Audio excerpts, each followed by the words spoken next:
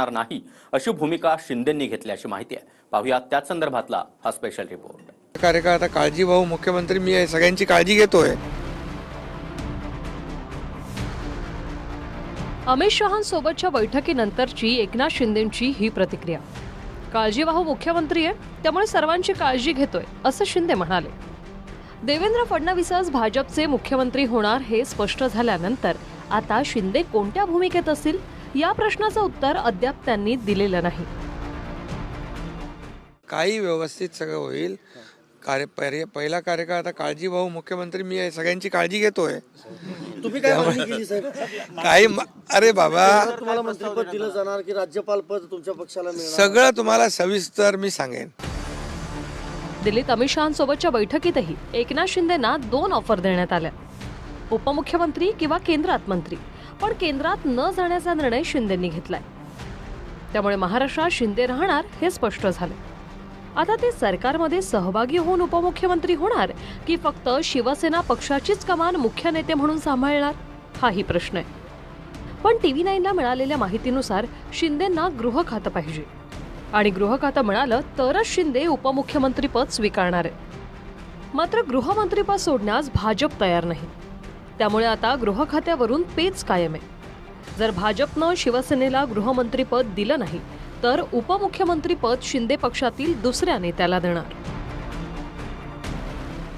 हे बघा, गृह मंत्रालय हे मागच्या वेळेला जसं फडणवीस DCM होते त्यावेळेला त्यांच्याकडे होतं, तसं असं आम्हाला आता वाटतंय की ते आमच्याकडे यावं। त्यात चुकीचं काय आहे? तुम्ही मान्य केलं DCM तुम्हाला पाहिजे पद म्हणून। आता जे साहेबांनी निर्णय घेतील तो, मुख्यमंत्री साहेबांनी जो निर्णय घेतलेला आहे त्या निर्णयाचे आम्ही सगळे बांधील आहोत। तो निर्णय काही का असना आम्ही सगळे बांधील राहू। त्यांना 2 ऑफर आहेत, केंद्रातलं मंत्रीपद आणि राज्यातलं उपमुख्यमंत्रीपद। त्यांना जे हवं आहे ते त्यांना कधीच मिळणार नाही। आता भारतीय जनता पक्षाचं जे काम होतं त्यांच्याकडनं करून घ्यायचं ते संपलेलं आहे। त्यांनी महाराष्ट्र कमजोर केला, त्यांनी शिवसेना आणि राष्ट्रवादी काँग्रेससारखे पक्ष तोडण्यास यांच्याकडून मदत घेतली, यांचा वापर केला। आता त्यांचं कार्य संपलेलं आहे। भविष्यामध्ये ह्या दोघांचे पक्ष फोडले आणि भारतीय जनता पक्षानं आपलं बहुमत स्थापन केलं तरी कोणाला आश्चर्य वाटणार नाही। एकनाथ शिंदे साहेब हे महाराष्ट्र सोडून केंद्रामध्ये जाणार नाही एवढं मात्र निश्चित आहे। एकनाथ शिंदे साहेबांनी जो कॉमन मॅन म्हणून आपली जी काही प्रतिमा उंचावलेली आहे त्यांना सोडून ते दिल्लीच्या राजकारणामध्ये जाणार नाहीत आणि उपमुख्यमंत्र्याबद्दलचा जो काही निर्णय आहे ते आज संध्याकाळपर्यंत घेतील असं मला एक अंदाज आहे। दररोज स्वतःला टेस्ट करत राहिलं पाहिजे, कारण टेस्ट करूनच मनुष्य बरा होतो। म्हणूनच जेव्हा हेल्थ टेस्टचा प्रश्न येतो तेव्हा मी विश्वास ठेवतो भारतातील सर्वात मोठ्या डायग्नोस्टिक कंपनीवर, ॲजिलस डायग्नोस्टिक्स। स्वतःची टेस्ट करत राहा। जी परिस्थिती 2022 मध्ये शिंदेंच्या बंडानंतर फडणवीसांवर ओढवली होती त्याच स्थिती सध्या एकनाथ शिंदे आहेत। शिंदेंच्या मुख्यमंत्री पदाची घोषणा करतानाच फडणवीसांनी आपण सरकार बाहेर राहणार असल्याचं म्हटलं होतं।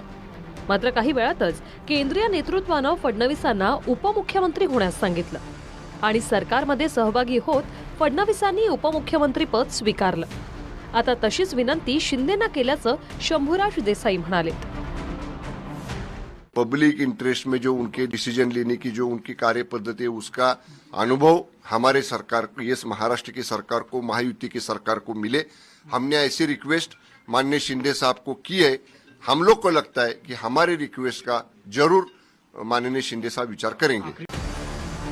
दिल्लीत जाण्याआधीच एकनाथ शिंदेंना फडणवीसांच्या नावावर शिक्कामोर्तब होणार हे माहीत होतं। मात्र त्या बदल्यात गृह खातं मिळेल अशी अपेक्षा शिंदेंना होती।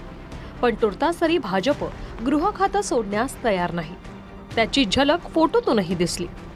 शहांसोबतच्या भेटीचे जे फोटो समोर आले त्यात फडणवीस आणि अजित पवार खुश आहेत, तर शिंदेंच्या चेहऱ्यावर नाराजी स्पष्ट दिसते। उगवता सूर्य आणि मावळता सूर्य थोडा तरी फरक असतोच।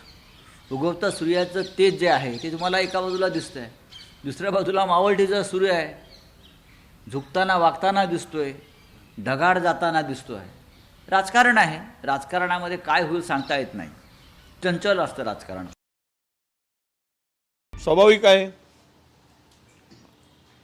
2.5 वर्ष मुख्यमंत्री असलेल्या व्यक्तीला, नेत्याला सत्ता मिळूनही सत्तेच्या सर्वोच्च खुर्ची मिळत नाही, त्यावेळेस चेहरा पडलेला दिसेल.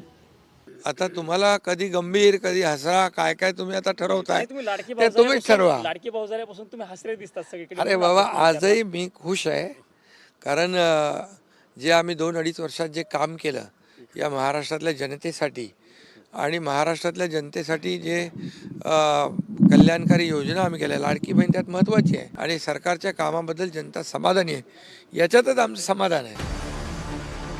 दिल्लीतल्या बैठकीनंतर महायुतीच्या वाटाघाटी संदर्भात मुंबईतही बैठक होणार होती. मात्र शिंदे त्यांच्या दरेगावी 2 दिवसांसाठी गेले, त्यामुळे पुढचे 2 दिवस महायुतीची कोणतीही बैठक नाही. नाही, त्यांना कधीही त्या ठिकाणी आपल्या मूळ गावी जाण्यात आनंदच असतो. अधूनमधून मुख्यमंत्री त्या ठिकाणी जात असतात, तसे कदाचित जात असावे. आजची टेस्ट लंग्सची म्हणजे फुफ्फुसांची. एखाद्या व्यक्तीकडे किती ताकद आहे हे बाहुंनी नाही, फुफ्फुसांवरून कळेल. तुम्ही पण टेस्ट करा, वाढदिवसांना कामी येईल. त्यामुळे जेव्हा हेल्थ टेस्टच्या बाबतीत माझा भरोसा आहे भारतातील सर्वात मोठ्या डायग्नॉस्टिक कंपनीवर, एजलेस डायग्नॉस्टिक्स. स्वतःला टेस्ट करत राहा. सध्या गृह खात्यावर भाजप आणि शिंदेंच्या शिवसेनेचं अडलंय. मात्र दरेगावहून परतल्यावरच गृह खात्यावरून पुढची स्पष्टता येईल. दिल्लीहून संदीप राजगोळकर आणि प्रदीप कापसेसह bureau report TV9 Marathi. Ageless diagnostics brought to you by special report. स्वतःला टेस्ट करत रहा.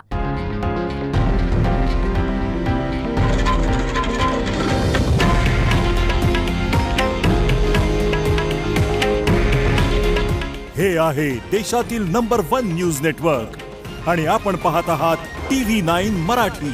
काळजी तुमची, हित महाराष्ट्राचं.